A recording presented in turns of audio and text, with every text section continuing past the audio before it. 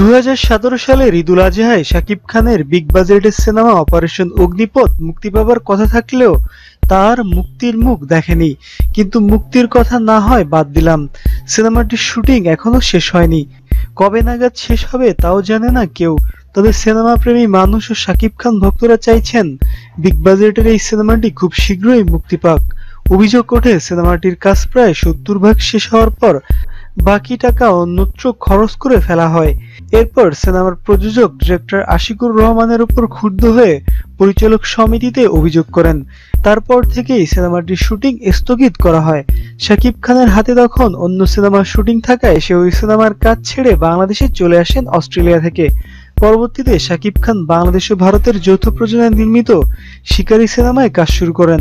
আমরা সবাই জানি অপারেশন অগ্নিপথ সিনেমার ট্রেলার তখন লাইভ টেকনোলজি নামের একটি প্রতিষ্ঠানের কাছে বিক্রিও করা হয়। সিনেমার সম্পূর্ণ কাজ শেষ না হতেই এর ট্রেলার সারা দেশে ভাইরালও হয়। আর সিনেমার ট্রেলার দেখেই সিনেমাটি নিয়ে ভক্তদের আগ্রহ বাড়তে থাকে। 2016 সালে সিনেমার শুটিং শুরু করেছিলেন জনপ্রিয় নির্মাতা আশিকুর রহমান।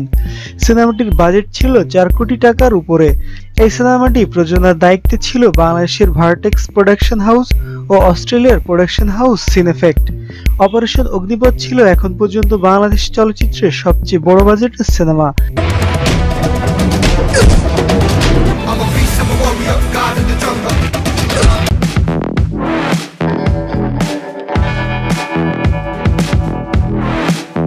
হ্যালো ভিউয়ার্স, কেমন হলো ভিডিওটি জানিয়ে দাও কমেন্ট করে। ভিডিওটি ভালো লাগলে বেশি বেশি শেয়ার করো এবং লাইক দিতে ভুলো না। আর যারা এখনো সাবস্ক্রাইব করোনি please subscribe this channel for more videos and latest update. দেখা হবে পরবর্তী ভিডিওতে। সে পর্যন্ত ভালো থাকো, সুস্থ থাকো এবং আমাদের সঙ্গে থাকো। See you.